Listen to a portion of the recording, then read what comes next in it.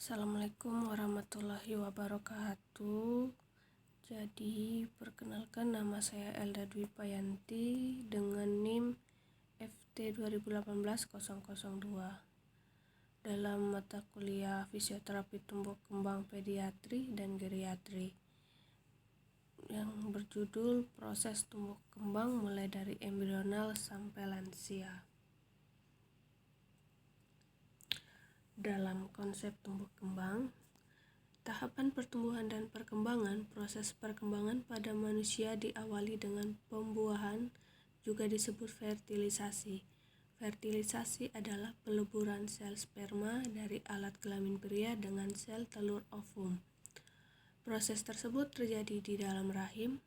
Kedua, sel kelamin itu akan melebur selanjutnya menghasilkan sigot. Sigot akan tumbuh dan berkembang menjadi embrio. Setelah berumur 2 bulan, kemudian embrio disebut janin. Janin di dalam rahim mendapatkan makanan dari ibunya melalui plasenta. Proses ini berlangsung selama 9 bulan sebelum bayi dilahirkan.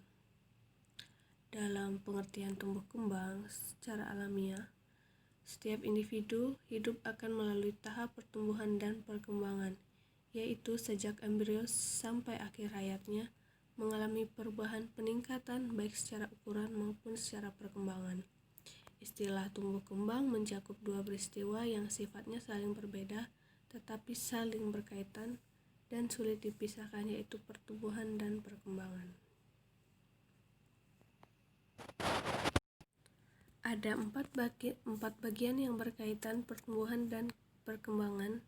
Yang pertama, pertumbuhan. Pertumbuhan ini merupakan sebuah kata digunakan dalam ilmu biologi, oleh sebab itu dalam memahami akan lebih bersifat biologis. Pertumbuhan dapat dijelaskan sebagai sebuah proses kenaikan massa dan volume yang dikarenakan adanya tambahan substansi dan perubahan bentuk yang terjadi selama proses tersebut. Itu adalah pertumbuhan. Yang kedua, pengertian perkembangan atau disebut juga development. Saya akan jelaskan. Dijelaskan oleh perkembangan ialah perubahan yang terjadi selama proses pertumbuhan menuju keadaan yang lebih dewasa dibanding sebelumnya, sehingga terbentuk organ-organ atau sel-sel yang memiliki fungsi dan struktur yang berbeda pula. Dengan kata lain, perkembangan adalah suatu gejala perubahan dalam fungsi dari organ-organ yang telah mengalami pertumbuhan tersebut. Di mana perkembangan memiliki makna sebagai pola perubahan yang dimulai sejak pembuahan. Yang poin ketiga, kematangan atau juga disebut maturation. Setiap individu pasti, di sini saya akan jelaskan sedikit. Dalam setiap individu pasti mengalami pertumbuhan dan perkembangan. Jika tidak, maka ia tidak akan berfungsi atau mati. Pertumbuhan yang dialami oleh pertumbuhan fisik dan mental. Banyak yang mendeskripsikan dewasa sebagai matang atau tua, dan sebaliknya kekanak-kanakan sering didefinisikan sebagai terlalu muda atau belum cukup umur. Dapat dipahami bersama bahwa kita tidak hanya bisa berpikir bahwa perkembangan sebagaimana dihasilkan oleh proses-proses biologis, kognitif, dan emosional yang paling mempengaruhi. Lanjut, poin keempat, perubahan atau juga disebut changes. Baik, saya jelaskan. Di sini sebuah proses perkembangan, pertumbuhan maupun kedewasaan, setiap individu selalu mengalami perubahan di dalamnya. Konsep perubahan dalam perkembangan di sini menjelaskan bahwa setiap perubahan yang ada dalam diri individu, baik dalam hal bentuk fisik, pola pikir maupun kedewasaan itu sendiri. Yang perlu kita garis bawahi adalah bahwa proses perkembangan berkesinambungan yang tidak berarti tak terelakkan, atau interaksi dinamis antara kekuatan di dalam dan di luar individu inilah yang bisa jadi akan menghasilkan perubahan. Tetapi perubahan tersebut belum tentu teratur, sistematis, atau bahkan perubahan itu menuju ke arah yang benar. Hal ini bahwa perubahan-perubahan dalam perkembangan bertujuan untuk memungkinkan orang menyesuaikan diri dengan lingkungan dimanapun ia hidup.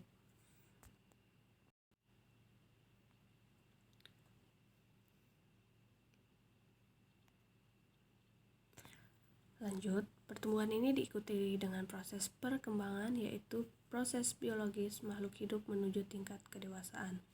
Contoh perkembangan adalah perubahan susunan dan fungsi organ-organ tubuh. Dengan tumbuh dan berkembang, maka akan mempertahankan kelangsungan hidup dan melestarikan keturunan. Pertumbuhan dan perkembangan membawa manusia kepada kedewasaan. Pertumbuhan proses peningkatan yang ada pada diri seorang yang bersifat kuantitatif atau peningkatan dalam hal ukuran.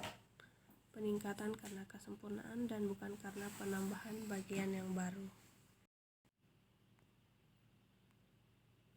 Pada studi perkembangan motorik cenderung digunakan dalam kaitannya dengan peningkatan ukuran fisik, contohnya bertambahnya tinggi badan, bertambahnya lebar panggul, bertambahnya ketebalan dada, bertambahnya berat badan.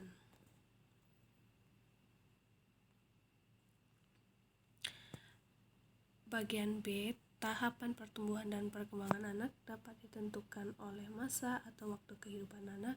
Secara umum terdiri atas dua masa prenatal dan masa postnatala. Saya akan jelaskan. Pertama itu masa prenatal. Masa prenatal terdiri dari dua fase, yaitu fase embrio dan fase fetus. Pada masa embrio, pertumbuhan dapat diawali mulai dari konsepsi hingga 8 minggu pertama yang dapat terjadi perubahan yang cepat dari ovum menjadi suatu organisme yang terbentuknya manusia. Pada fase fetus terjadi sejak usia 9 minggu hingga kelahiran, sedangkan minggu ke-12 sampai ke-40 terjadi peningkatan fungsi organ, yaitu bertambah ukuran panjang dan berat badan, terutama pertumbuhan serta penambahan jaringan subkutan dan jaringan otot. Yang kedua, masa postnatal ini terdiri dari neonatus, masa bayi, masa usia prasekolah, masa sekolah, dan masa remaja. Saya akan jelaskan lagi tahap germinal ini. Tahap germinal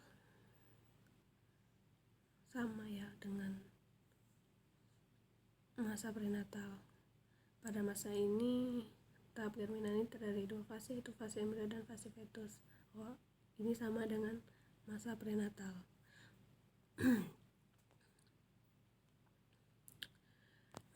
Di sini saya akan jelaskan lagi masa prenatal.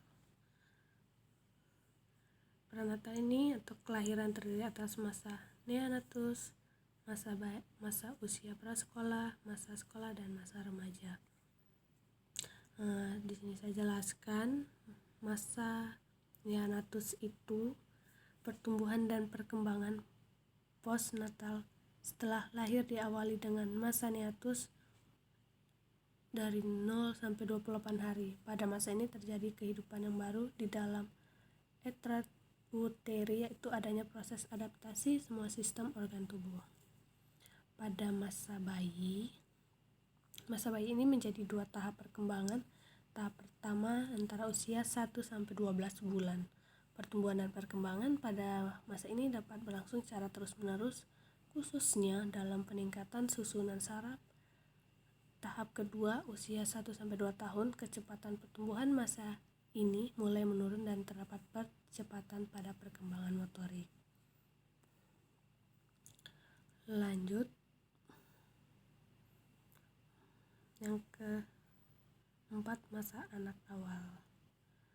Masa anak awal ini berumur dari saya jelaskan sedikit, dari umur 5 tahun sampai 11 tahun. Yang kelima, masa anak-anak akhir, dari umur 11 tahun sampai 17 tahun. Lanjut, masa remaja atau masa pubertas, masa dewasa awal, masa dewasa akhir. Masa dewasa awal ini berumur 18 sampai 20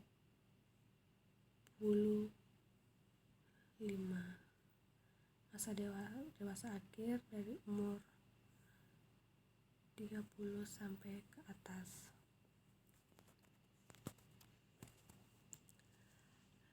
Lanjut, tahap pertumbuhan dan kembang anak terbagi menjadi masa neonatus, masa bayi, masa sekolah, masa remaja.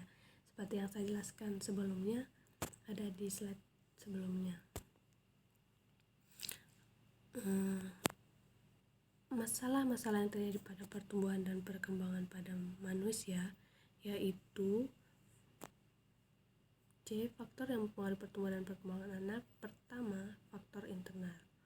Berikut ini adalah faktor-faktor internal yang berpengaruh pada tumbuhan kembang anak, yaitu ras, etnik atau bangsa. Yang kedua, keluarga. Ketiga, umur. Dan 4, jenis kelamin. Yang kelima, genetik. Dan 6, kelainan kromosom. Lanjut, yang kedua, faktor eksternal. Berikut ini adalah faktor-faktor eksternal yang berpengaruh pada tumbuh kembang anak. Yang pertama, faktor prenatal yang mendapatkan atau merupakan yang terjadi pada pertumbuhan atau penambahan gizi, mekanis, toksis atau zat kimia, endokrin, radiasi, infeksi, kelainan, dan imunologi. Itu terjadi pada faktor prenatal. Yang kedua, faktor persalinan. Faktor persalinan ini saya jelaskan sedikit.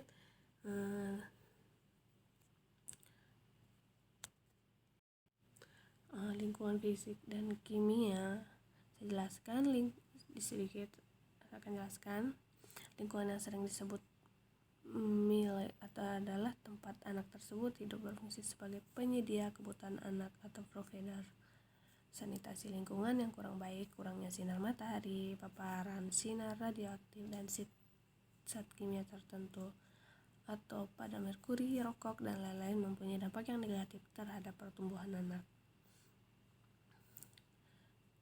Saya jelaskan lagi endokrin ini, gangguan hormon misalnya pada penyakit hipertiroid akan menyebabkan anak mengalami hambatan pertumbuhan. Lanjut ke lingkungan pengasuh. Pada lingkungan ini, interaksi ibu anak sangat mempengaruhi tumbuh kembang anak. Ada lagi banyak hal-hal yang contohnya seperti stimulasi, obat-obatan. Oke, lanjut. Masa usia lanjut atau tahap terakhir. Tahap terakhir ini dalam teori Erikson disebut tahap usia senja yang diduduki oleh orang-orang yang berusia sekitar 60 atau 65 ke atas. Masa hari tua atau juga disebut senescence ditandai adanya kecenderungan ego integrity atau despair. Pada masa ini individu telah memiliki kesatuan atau integritas pribadi. Semua yang telah dikaji dan di dalamnya telah menjadi milik pribadi. Pribadi yang telah mapan di satu pihak digoyahkan oleh usianya yang mendekati akhir. Mungkin ia masih memiliki beberapa keinginan atau tujuan yang akan dicapai, tetapi karena faktor usia, hal itu sedikit sekali kemungkinan untuk dicapai. Ini dia contoh dari usia senja. Di gambar di atas ini menggambarkan seorang nenek-nenek yang sudah usia lanjut.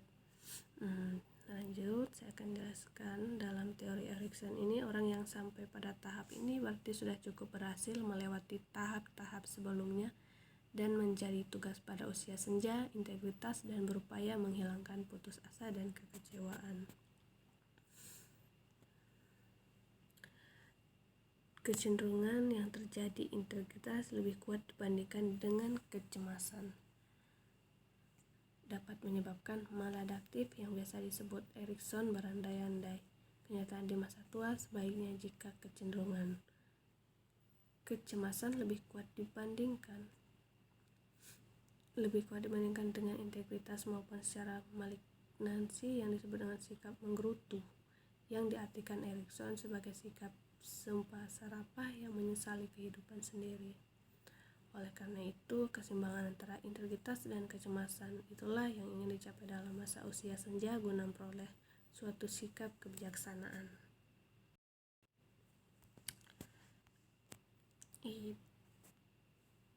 Itulah tadi hasil dari materi saya. Mohon dimaafkan jika ada kesalahan.